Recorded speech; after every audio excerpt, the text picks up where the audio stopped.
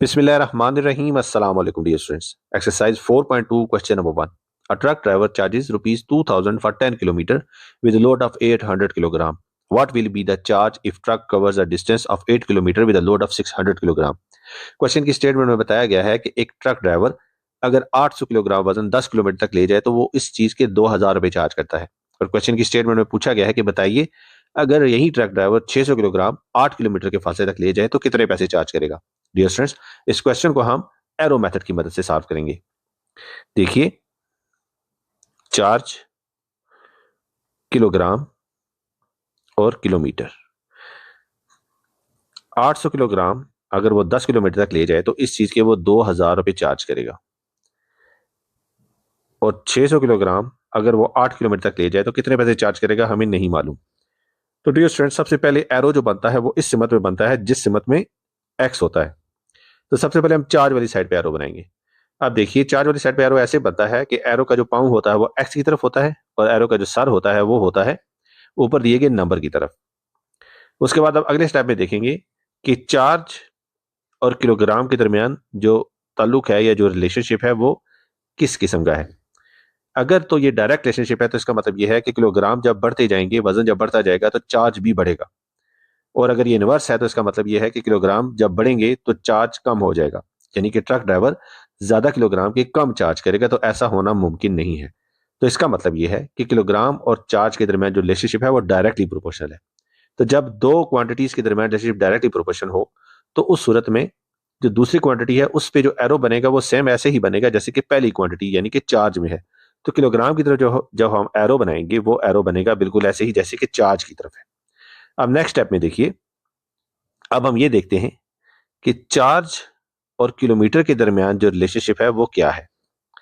तो dear student देखिए, जितने ज्यादा किलोमीटर का फासला वो तय करेगा ट्रक ड्राइवर उतना ही चार्ज या किराया ज्यादा लेगा।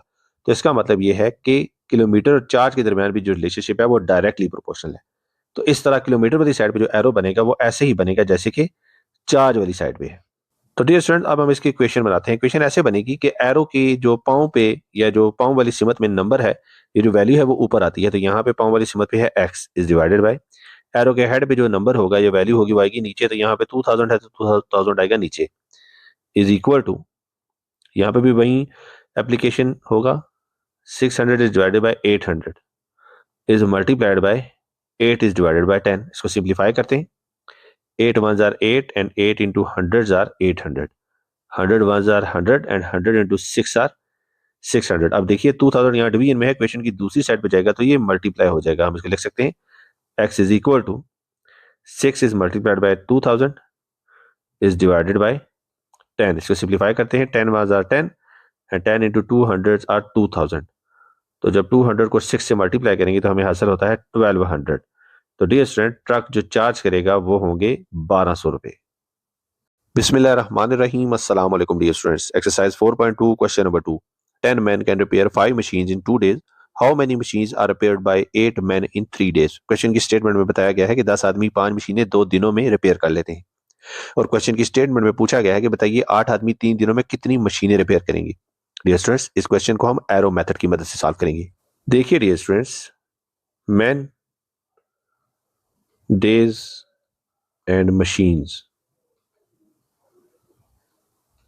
देखिए, 10 आदमी 2 दिनों में 5 मशीनें रिपेयर करते हैं।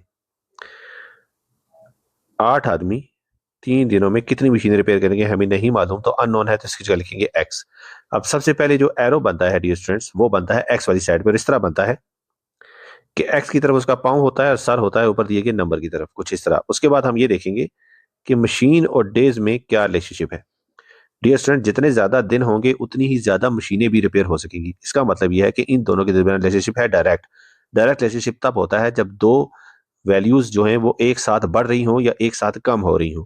तो जितने ज्यादा दिन होंगे उतनी ही ज्यादा मशीनें रिपेयर होंगी और जितने कम दिन होंगे उतनी ही कम मशीनें रिपेयर होंगी। तो इसका मतलब यह है कि डेज वाली साइड पे जो एरो बनेगा वो एरो ऐसे ही बनेगा जैसे कि मशीन्स वाली साइड पे है। अब डियर स्टूडेंट, अगले स्टेप में हम ये देखते हैं कि मशीन्स और मैन के दरमियान जो रिलेशनशिप है वो क्या है। अब डियर स्टूडेंट, जितने ज्यादा मैन होंगे उतनी ही ज्यादा मशीनें रिपेयर होंगी। तो इन दोनों के दरमियान भी जो रिलेशनशिप है वो डायरेक्टली प्रोपोर्शनल है। तो मैन वाली साइड पे जो एरो बनेगा वो भी इसी तरह बनेगा जिस तरह मशीन्स वाली साइड पे बना है। तो यहाँ पे भी हम उस तरह एरो बना देते हैं। डियर स्टूडेंट्स, अब इसकी बनाते हैं हम इक्वेशन। इक्वेशन कुछ इस तरह बनती है कि एरो के जो पाँव की तरफ वैल्यू होती है वो ऊपर आती है, और एरो के हेड पे या सर की तरफ जो वैल्यू होती है वो आती है नीचे। तो यहाँ पे हम लिखेंगे इसको x is divided by 5 is equal to, यहाँ पे भी ऐसी फार्मूला लगेगा 3 divided by 2 is multiplied by 8 is divided by 10। अब देखिए 5 यहाँ डिवीजन में है, इक्वेशन की दूसरी साइड पे जाएगा तो ये मल्टीप्लाई हो जाएगा। हम इसको लिख सकते हैं x is equal to 3 is divided by 2 is multiplied by 8 is divided by 10 is multiplied by 5। इसको सिंप्लीफाई करते हैं, 5 1 are 5, 5 2 are 10, 2 1 are 2 and 2 4 are 8, और ये 2 1 are 2, 2 2 are 4। तो x की वैल्यू हमें हासिल होगी 3 इज मल्टीप्लाइड बाय 2 जो कि बनता है 6, और x हमने सपोज किया था मशीन्स, तो ये मशीन्स होंगी 6। बिस्मिल्लाहिर्रहमानिर्रहीम, अस्सलाम वालेकुम dear students. Exercise 4.2 question number 3। 12 men can do a work in 8 days. How many men can do 3 times of that work in 16 days? Question की स्टेटमेंट में बताया गया है कि 12 आदमी एक काम को 8 दिनों में मुकम्मल कर लेते हैं, और क्वेश्चन की स्टेटमेंट में पूछा गया है कि अगर इसी काम का 3 गुना 16 दिनों में मुकम्मल करें तो इसके लिए कितने आदमी चाहिए होंगे। डियर स्टूडेंट्स, इस क्वेश्चन को हम एरो मेथड की मदद से सॉल्व करेंगे। देखिए, man, days and work. Question की स्टेटमेंट के मुताबिक 12 आदमी 8 दिनों में एक काम मुकम्मल कर लेते हैं, और उसी काम का 3 गुना अगर हम 16 दिनों में खत्म करना चाहें तो हमें आदमी कितने चाहिए होंगे। हमें तादाद नहीं मालूम, इसलिए हम यहां लिखेंगे x। अब डियर स्टूडेंट्स, सबसे पहले हमने x वाली साइड पे बनाना है एरो। जहां भी x होगा उस साइड पे एरो बनेगा, और कुछ इस तरह बनेगा कि एरो का जो पाँव होगा वो x की तरफ होगा, और जो एरो का सर होगा वो होगा ऊपर दिए गए नंबर की तरफ। उसके बाद अगले स्टेप में हम ये देखेंगे कि मैन और डेज में रिलेशनशिप क्या है। डियर स्टूडेंट्स, जितने ज्यादा आदमी होंगे उतने ही कम दिन लगेंगे किसी काम को मुकम्मल करने में। इसका मतलब यह है कि एक क्वांटिटी अगर बढ़ रही है तो दूसरी कम हो रही है, उनमें रिलेशनशिप है इनवर्स। तो जो एरो मैन वाली साइड पे है उसका इनवर्स यानी कि उलट बनेगा डेज वाली साइड पे एरो। तो यहां हम एरो बनाते हैं इस तरह। उसके बाद अब हम ये देखेंगे कि मैन और वर्क, इनमें रिलेशनशिप क्या है। डियर स्टूडेंट्स, जितने ज्यादा आदमी होंगे उतना ही ज्यादा काम होगा। इसका मतलब यह है कि एक क्वांटिटी बढ़ी तो दूसरी भी बढ़ रही है, तो रिलेशनशिप है डायरेक्ट। तो मैन वाली साइड पे जो एरो है वो वर्क वाली साइड पे भी बनेगा। तो हमने ये एरो बना दिया। अब डियर स्टूडेंट, हम इक्वेशन बनाते हैं। इक्वेशन इस तरह बनाएंगे कि जो वैल्यू एरो के पांव वाली साइड पे है वो ऊपर आएगी, और जो वैल्यू एरो के हेड पे है वो आएगी नीचे। सबसे पहले तो हम लिखेंगे x is divided by 12 is equal to 8 is divided by 16 is multiplied by 3 is divided by 1। अब किसी चीज को आप 1 से डिवाइड करें तो उससे कोई फर्क नहीं पड़ता, इसको हम 3/1 लिखें या हाली 3 लिखें कोई फर्क नहीं पड़ेगा। अब देखिए 12 इक्वेशन की जो है वो इस साइड लेफ्ट साइड पे है और डिवीजन में है, इक्वेशन की राइट साइड पे जाएगा तो ये मल्टीप्लिकेशन में चला जाएगा। हम इसको लिखेंगे x is equal to 8 is divided by 16 is multiplied by 3 is multiplied by 12। अगर हम इसको सिंप्लीफाई करना चाहें तो सिंप्लीफाई भी कर सकते हैं। सिंप्लीफाई हम इसको करेंगे इस तरह, 8 1 are 8, 8 2 are 16, 2 1 are 2 and 2 6 are 12। तो यहां पे हमें x की वैल्यू जो है वो हासिल होगी 6 इज मल्टीप्लाइड बाय 3 के, तो x की वैल्यू हमें आएगी 18। अब x हमने सपोज किया था मैन, तो 3 गुना काम अगर हम 16 दिनों में करें तो हमें जो आदमी चाहिए होंगे उनकी तादाद होगी 18। बिस्मिल्लाहिर्रहमानिर्रहीम, अस्सलाम वालेकुम dear students. Exercise 4.2 question number 4। 100 hen eat 1/4 quantity of feed in 21 days. In how many days 84 hen will eat remaining feed? 100 मुर्गियां 1/4 हिस्सा फीड का 21 दिनों में खा जाती हैं, और क्वेश्चन की स्टेटमेंट में पूछा गया है कि बताइए 84 मुर्गियां बाकी बची हुई फीड कितने दिनों में खाएंगी। डियर स्टूडेंट्स, हम सपोज करते हैं कि जो टोटल फीड है, इसको मैं TF से लिख रहा हूं, वो है 1, और 1/4 ऑफ टोटल फीड होगी 1/4। तो रिमेनिंग जो बचेगी वो होगी रिमेनिंग को REM लिख रहा हूँ। 1 - 1 इज डिवाइडेड बाय 4। अब यहाँ पे हम एलसीएम लेते हैं, 1 by 1 होगा, इसका एलसीएम आएगा 4। 1 4s are 4, 4 into 1s are 4, -4 1 are 4 and 1 into 1s are 1। तो 4 में से 1 गया तो हमें हासिल होगा 3 इज डिवाइडेड बाय 4। अब डियर स्टूडेंट्स, इस क्वेश्चन को हम एरो मेथड की मदद से सॉल्व करेंगे। देखिए, हेंस फीड एंड डेज। देखिए, 100 मुर्गियां फीड का 1/4 हिस्सा खत्म करती हैं 21 दिनों में। क्वेश्चन की स्टेटमेंट में पूछा गया है कि बताइए 84 मुर्गियां रिमेनिंग फीड जो कि है 3/4 को कितने दिनों में खत्म करेंगी। तो हमें दिन नहीं मालूम, इसलिए हम यहाँ पे लिखेंगे एक्स। अब डियर स्टूडेंट, एरो जब भी बनता है वो एक्स वाली सिमत में बनता है, और एरो जब भी हम बनाएंगे वो हम इस तरह बनाएंगे कि एरो का जो पाँव होगा वो एक्स की तरफ होगा और एरो का जो हेड होगा वो ऊपर दिए गए नंबर की तरफ होगा। इसके बाद देखिए, हमने ये देखना है कि डेज और फीड में क्या रिलेशनशिप है।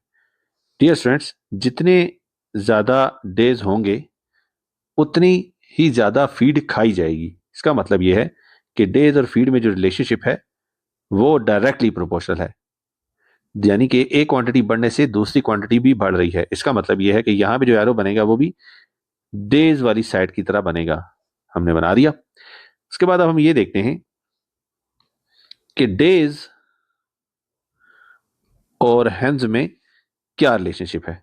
डियर स्टूडेंट्स, इनके दरमियान जो रिलेशनशिप है वो है इनवर्सली प्रोपोर्शनल। क्यों? क्योंकि जितनी ज्यादा मुर्गियां होंगी फीड उतने ही कम दिन चलेगी। तो एक क्वांटिटी बढ़ रही है, दूसरी क्वांटिटी हो रही है कम, तो इनके दरमियान रिलेशनशिप इनवर्सली प्रोपोर्शनल है।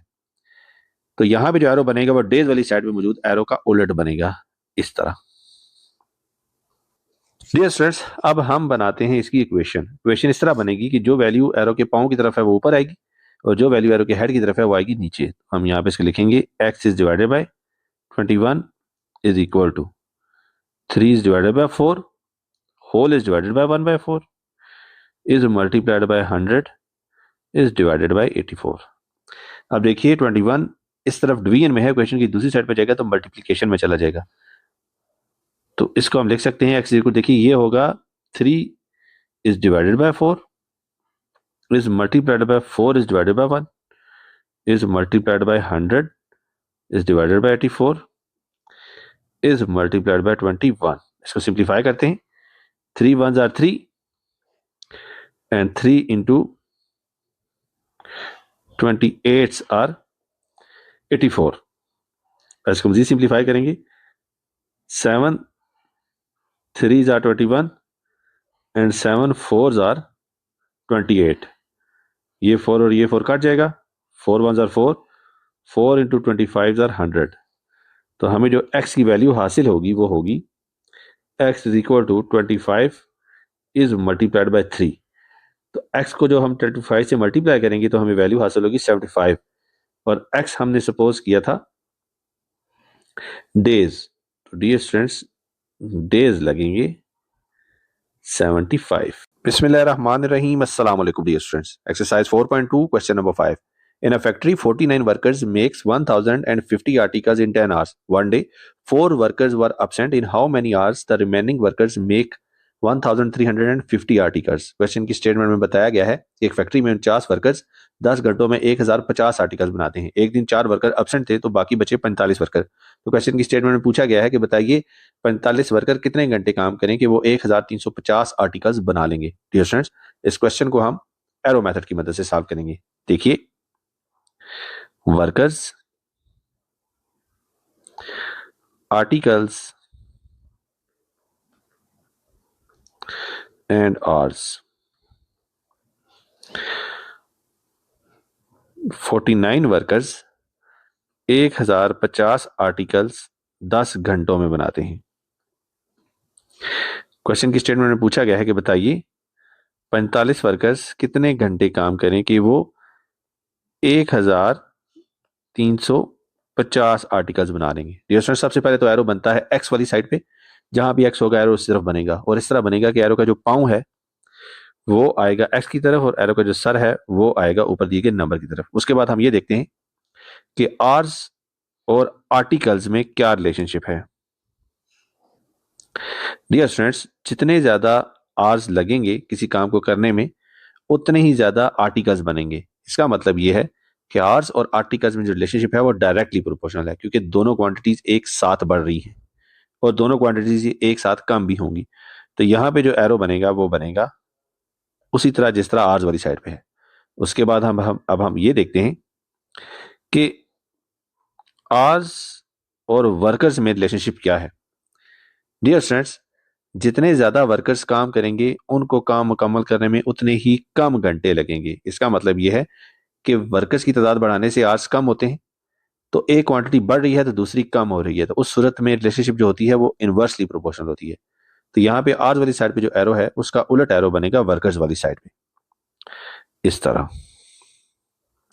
अब डियर स्टूडेंट हम इसकी इक्वेशन बनाते हैं। इक्वेशन ऐसे बनेगी कि जो एरो के पांव वाली साइड पे वैल्यू है वो ऊपर आएगी और जो एरो के हेड वाली साइड पे वैल्यू है वो आएगी नीचे। हम इसको लिखेंगे x is divided by 10 is equal to 1350 is divided by 100, 1050 is multiplied by 49 is divided by 45। अब देखिए इसको थोड़ा सिंप्लीफाई करते हैं।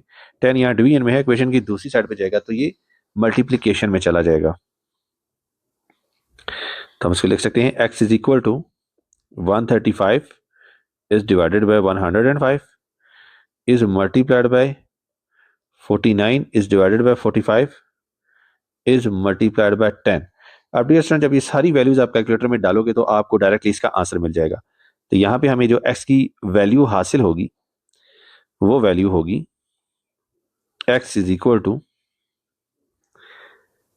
14 आवर्स, क्योंकि x हमने सपोज किया था कि कितने घंटे लगेंगे 1350 आर्टिकल्स बनाने में। For 28 scouts, 168 kilogram food is sufficient for 6 days. For how many days? 144 kilogram food is sufficient if 8 more scouts join them.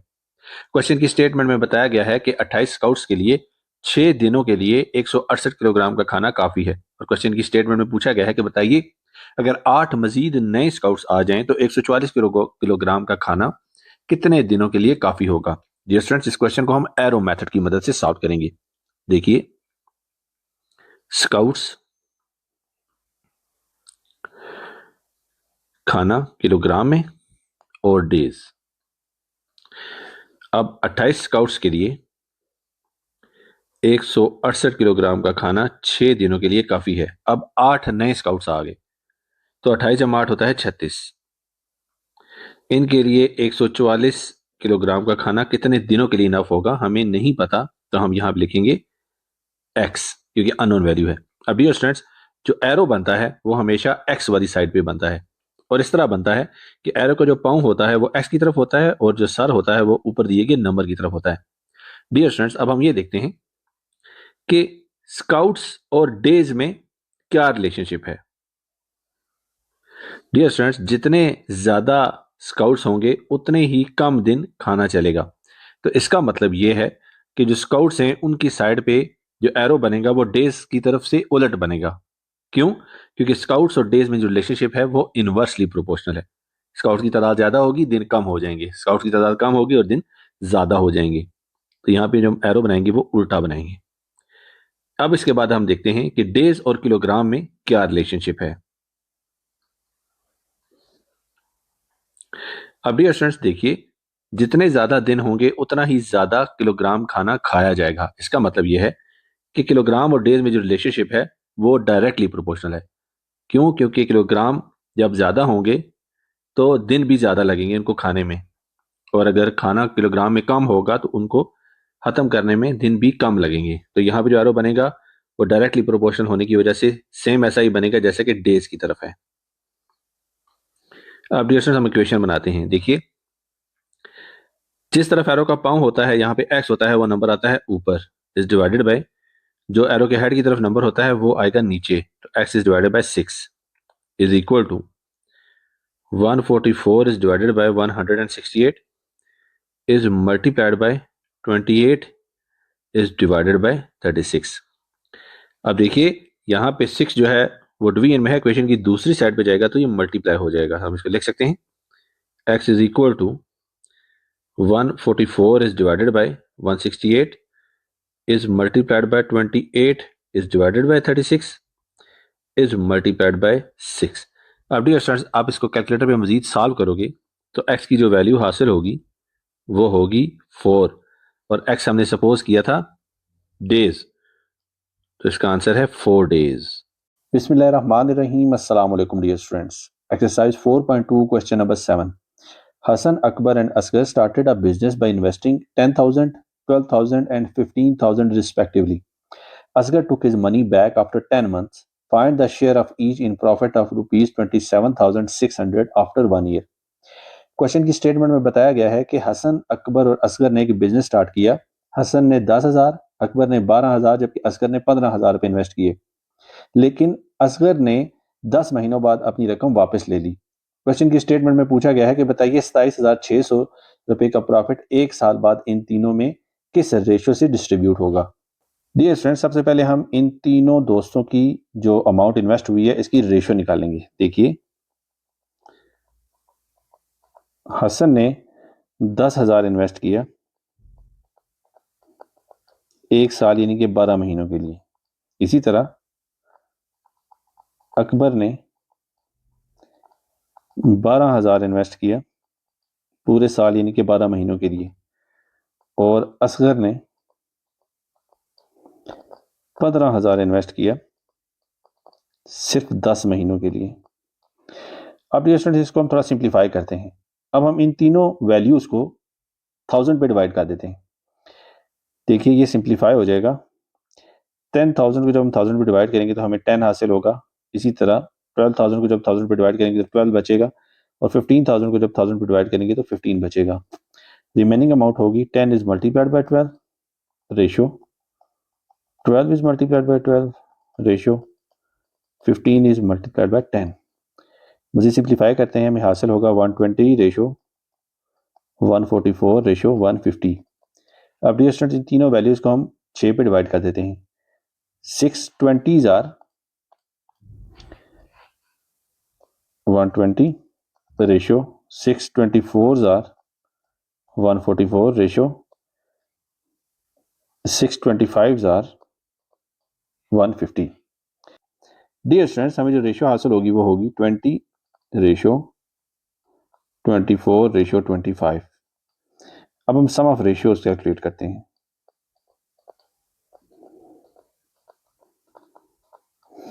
ये होगी 20 प्लस 24 प्लस 25, ये सम बनता है 69 के इक्वल। देखिए अब जो प्रॉफिट था वो था 27,600 और सम ऑफ रेशियो जो है हमने कैलकुलेट किया 69, तो profit is divided by sum of ratio, S लिख दिया मैंने सम ऑफ रेशियो, ये होगा 27,600 इज डिवाइडेड बाय 69। इसको सिंप्लीफाई करें तो हमें वैल्यू हासिल होती है 400। अब ये स्टूडेंट देखिए हसन का जो शेयर होगा वो होगा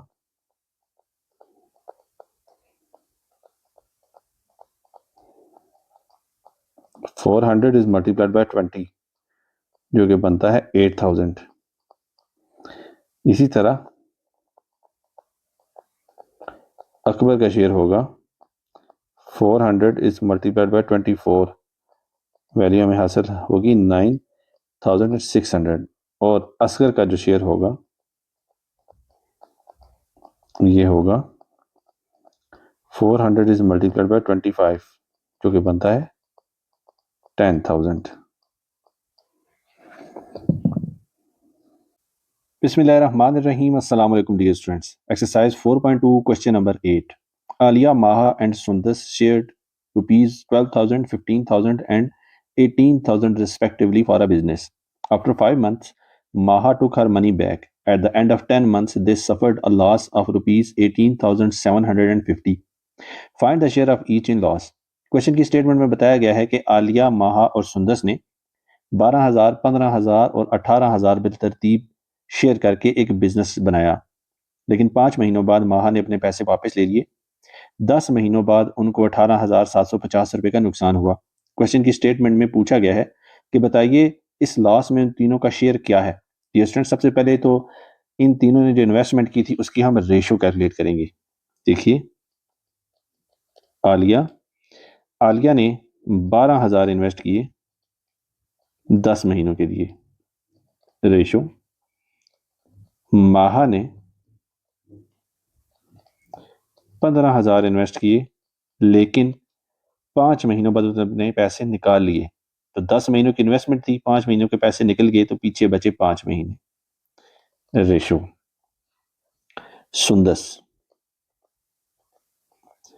सुंदस ने 18,000 इन्वेस्ट किए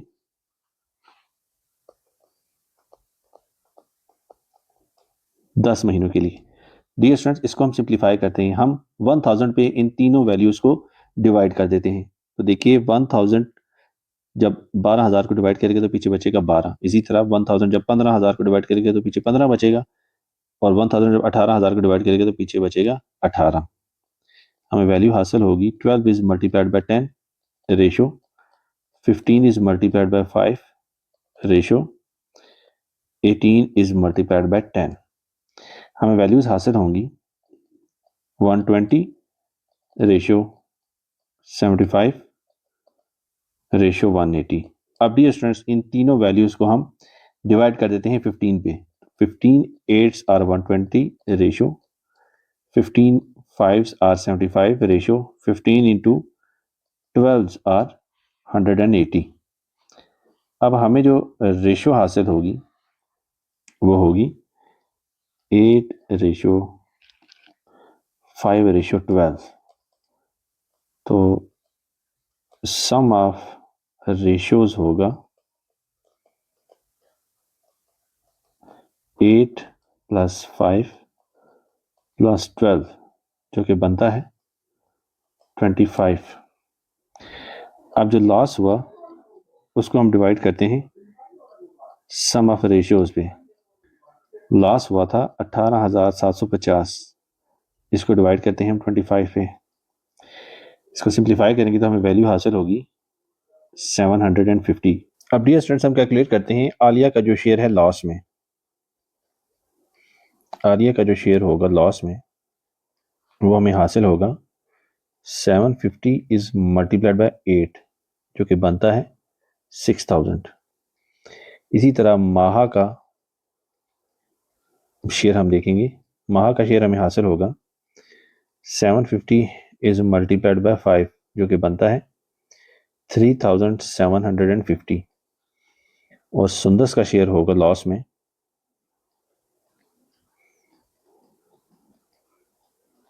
750 इज मल्टीप्लाइड बाय 12, ये अमाउंट बनती है 9000।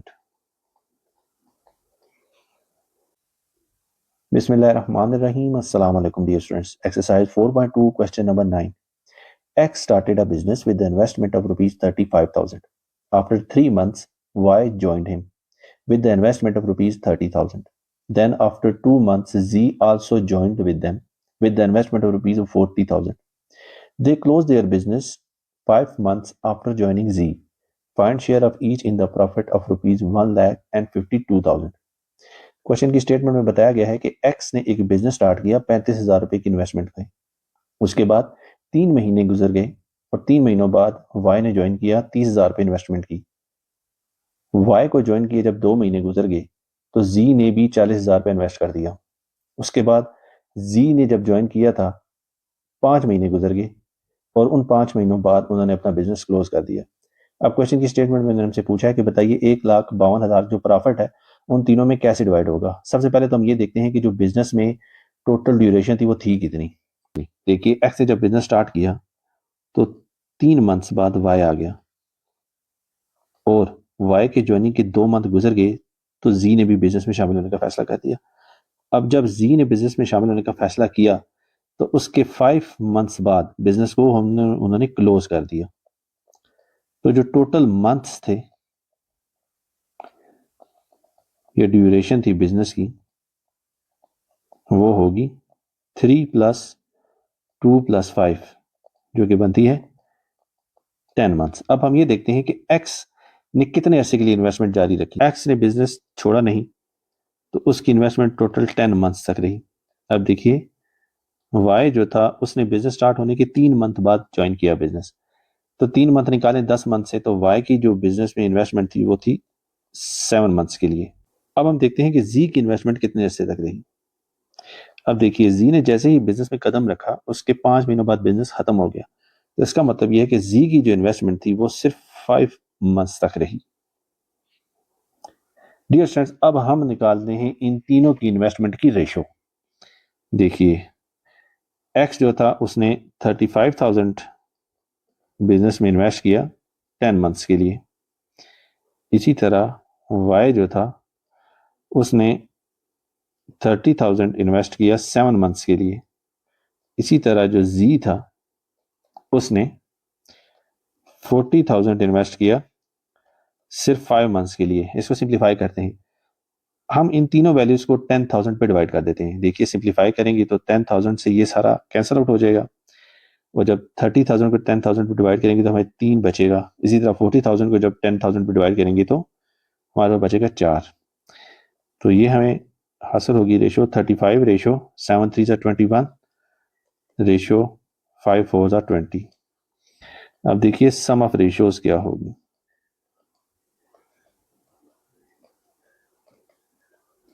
सम ऑफ रेशियो होगी 35 प्लस 21 प्लस 20 जो कि बनती है 76। अब profit is divided by sum of ratios calculate करेंगे। प्रॉफिट था 1,52,000, इसको डिवाइड करेंगे 76 पे तो हमें वैल्यू हासिल होगी 2,000। तो एक्स की जो प्रॉफिट में शेयर होगा वो होगा 35 इज मल्टीप्लाइड बाय 2,000 जो कि बनता है 70,000। इसी तरह वाई का शेयर होगा 21 इज मल्टीप्लाइड बाय 2,000 जो कि बनता है 42,000। इसी तरह जी का जो शेयर होगा वो होगा 20 इज मल्टीप्लाइड बाय 2,000 जो कि बनता है 40,000। बिस्मिल्लाहिर्रहमानिर्रहीम। अस्सलाम वालेकुम dear students. Exercise 4.2 question number 10। Divide a property worth rupees 3 lakh among 2 sons, a daughter and a widow after paying the funeral expenditure of rupees 10,000। Question की स्टेटमेंट में कहा गया है कि 3 लाख रुपए की प्रॉपर्टी को 2 बेटों, एक बेटी और एक बेवा में तकसीम करें, और उससे पहले जो फ्यूनरल के खर्चा जात थे 10,000 रुपया वो इस अमाउंट में से सब्ट्रैक्ट कर दें। डियर स्टूडेंट, क्वेश्चन की स्टेटमेंट के मुताबिक जो प्रॉपर्टी है वो है 3 लाख की, और फ्यूनरल पे जो पैसे लगे वो थे 10,000। तो जो पैसे बचे वो होंगे 3 लाख माइनस 10,000, तो ये अमाउंट होगी 2,90,000। अब जो बेवा हैं उनको जो हिस्सा मिलता है वो 1/8 होता है, तो 1 is divided by 8 is multiplied by 290,000। इसको सिंप्लीफाई करेंगे तो हमें अमाउंट हासिल होगी 36,250 रुपये। तो अब जो रिमेनिंग अमाउंट होगी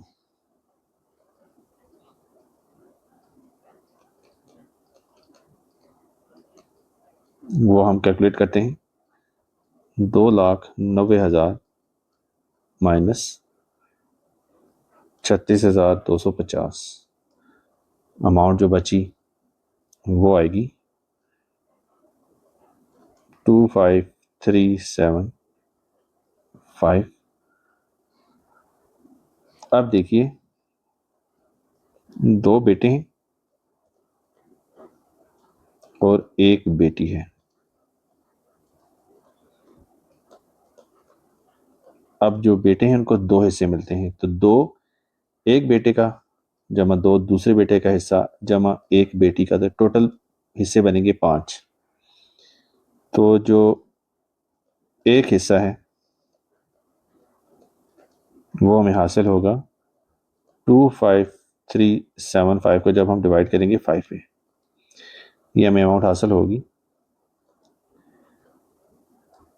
50,750।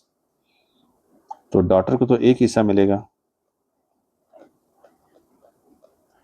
तो ये हो जाएगा 1 इज मल्टीप्लाइड बाय 5750, ये बनेगा 50,750 ही। और जो पहला बेटा है उसको जो पैसे मिलेंगे वो होंगे 2 इज मल्टीप्लाइड बाय 5750, ये बनेंगे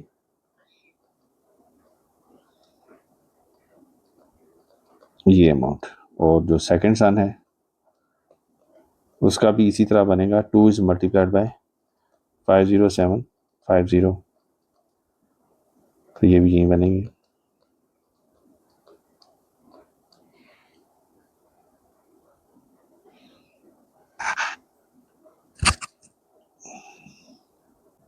Bismillahirrahmanirrahim. Assalamu alaikum, dear students. Exercise 4.2, question number 11. A man died leaving a house worth 6,60,000 and a shop worth 3,20,000. Divide his property among his parents, widow, a son and daughter after paying debt of 20,000. Question की statement में बताया गया है कि एक आदमी फोत हुआ है और उसने जो पीछे जायदाद छोड़ी है उसमें एक घर जिसकी कीमत 6,60,000 और एक दुकान जिसकी कीमत 3,20,000 है शामिल है। क्वेश्चन की स्टेटमेंट में कहा गया है कि इसकी प्रॉपर्टी को उसके वालिदैन, उसकी बेवा, एक बेटे और एक बेटी में डिवाइड करें, लेकिन उससे पहले 20,000 रुपये उसका कर्ज अदा करें। तो जो उसका घर है उसकी कीमत है 6,60,000, और जो शॉप है उसकी कीमत है 3,20,000। तो उसकी जो टोटल प्रॉपर्टी होगी इन दोनों को ऐड करने से हमें हासिल होगी, तो ऐड करेंगे तो हमें हासिल होगा 9,80,000। अब उस पे जो कर्जा था वो था 20,000 का, तो कर्जा अदा करने के बाद जो उसके पास पैसे बचेंगे वो होंगे 9,80,000 माइनस 20,000, ये अमाउंट बचेगी 9,60,000।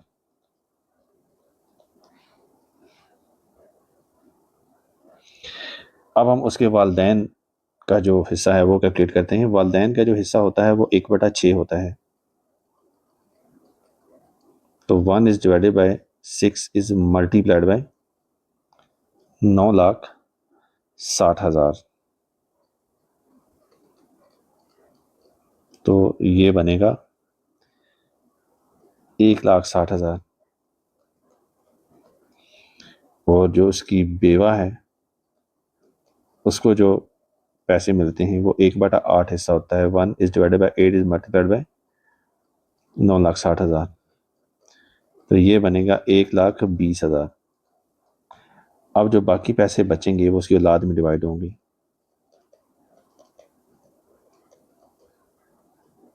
9,60,000 माइनस 1,60,000 माइनस 1,20,000, और जो पैसे बचे वो पैसे हैं 6,80,000। अब देखिए एक बेटा है और एक बेटी है। अब बेटे को हिस्से मिलते हैं 2 और बेटी को मिलता है 1 हिस्सा, तो टोटल हिस्से होंगे 3। अब 6,80,000 को हम 3 हिस्सों में डिवाइड करते हैं, तो एक जो हिस्सा होगा वो हमें हासिल होगा जब 6,80,000 को आप डिवाइड करोगे 3 पे, तो ये अमाउंट बनेगी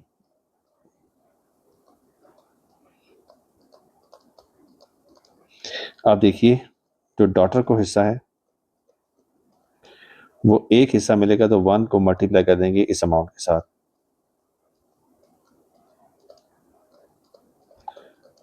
तो ये हमें मिल गया बेटी का हिस्सा।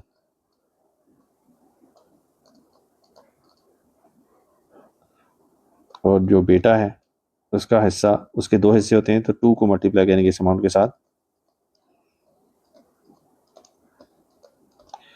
तो हमें जो अमाउंट हासिल होगी वो होगी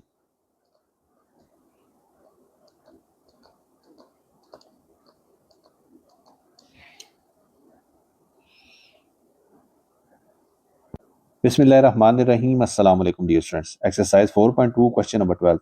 Mr. Shan died last Sunday. He had the following property: 10 marla land at 30,000 per marla and other property worth 8 lakh. Divide the property among a widow and a son. Dear students, देखिए जो land है mister शान के पास वो है 10 मरला, और जो लैंड का रेट है वो है 30,000 एक मरला का। तो जो लैंड की वर्थ होगी वो होगी एक मरला की कीमत ज़रब जो टोटल मरले हैं उसके पास 10, तो ये बनेंगे 3 लाख।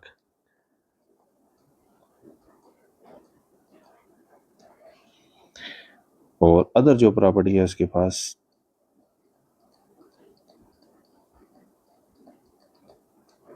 वो है 8 लाख।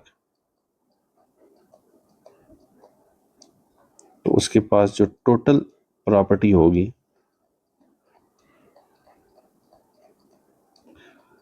वो होगी 8 लाख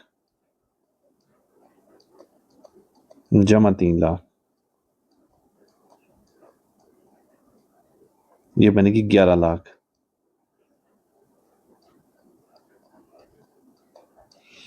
अब हमने सबसे पहले इस प्रॉपर्टी को विडो को हिस्सा देना है प्रॉपर्टी में से। तो विडो का हिस्सा होता है 1/8 ऑफ टोटल प्रॉपर्टी। तो 1 is divided by 8 is multiplied by 11 lakh. तो ये हिस्सा बनेगा 1,37,500। तो जो रिमेनिंग होंगे वो ही सन का हिस्सा होंगे, यानी कि बेटे का। ये हमें हासिल होगा 11 लाख माइनस 1,37,500। तो जो बेटा है उसका हिस्सा होगा 9,62,500 रुपये। Bismillahirrahmanirrahim. Assalamu alaikum, dear students. Exercise 4.2, question number 13. A person died leaving a property worth 5 lakh. Divide his property among widow, a daughter and 2 sons. Question की स्टेटमेंट में बताया गया है कि एक आदमी 5 लाख रुपए की प्रॉपर्टी छोड़ के फोत हो गया। इस प्रॉपर्टी को उसकी एक बेवा, एक बेटी और 2 बेटों में डिवाइड कीजिए। डियर स्टूडेंट्स, उसकी जो टोटल प्रॉपर्टी है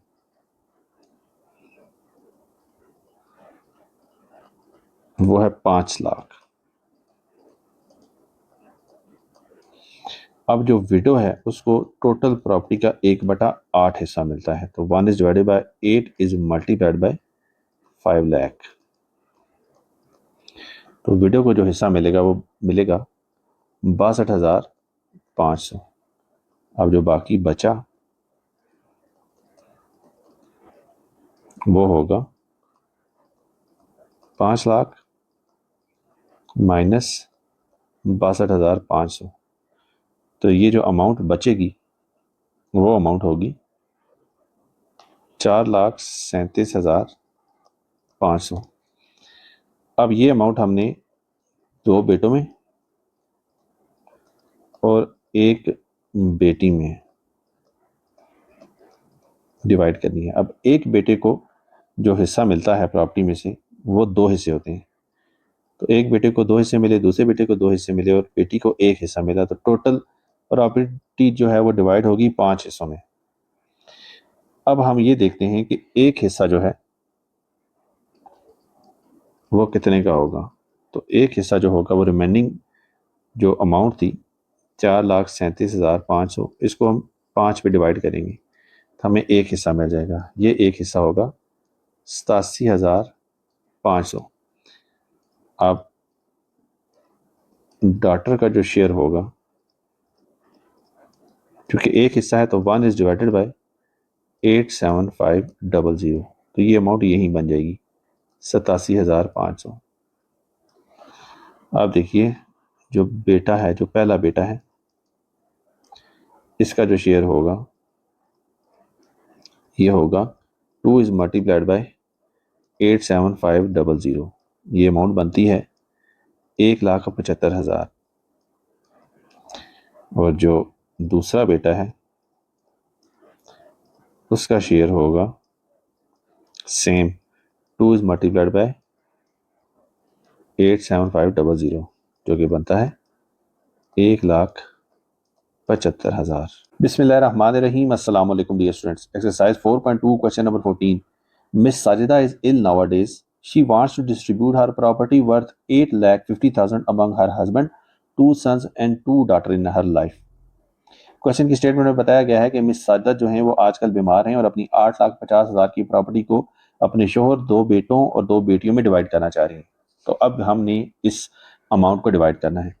तो जो अमाउंट है वो है 8,50,000। हस्बैंड का जो हिस्सा होता है वो होता है 1/4। सो हस्बैंड 1/4 इज मल्टीप्लाइड बाय 85023। तो हस्बैंड को जो पैसे मिलेंगे वो होंगे 2,12500। तो जो बाकी पैसे बचे वो कितने होंगे?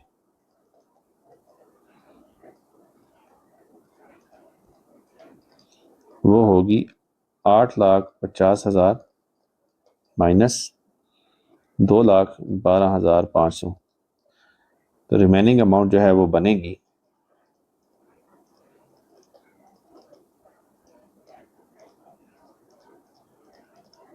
सब्ट्रैक्शन के बाद 6,37,500। अब देखिए मिस साजिदा के 2 बेटे हैं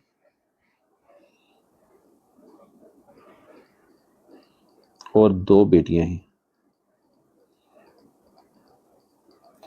अब एक बेटे को 2 हिस्से मिलते हैं, क्योंकि 2 बेटे हैं तो 2 + 2, और बेटियां भी 2 हैं, बेटी को एक हिस्सा मिलता है तो 1 एक बेटी का और 1 दूसरी बेटी का।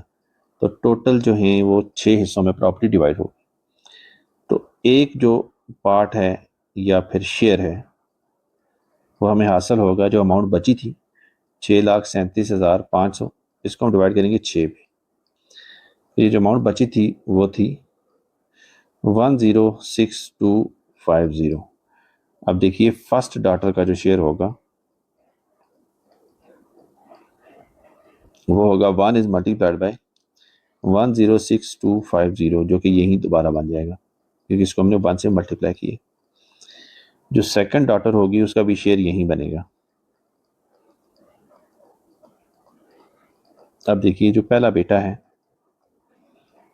उसका शेयर बनेगा 2 इज मल्टीप्लाइड बाय 106250।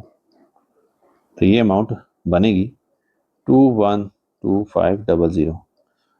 और जो सेकंड बेटा है उसको भी यही अमाउंट मिलेगी 212500।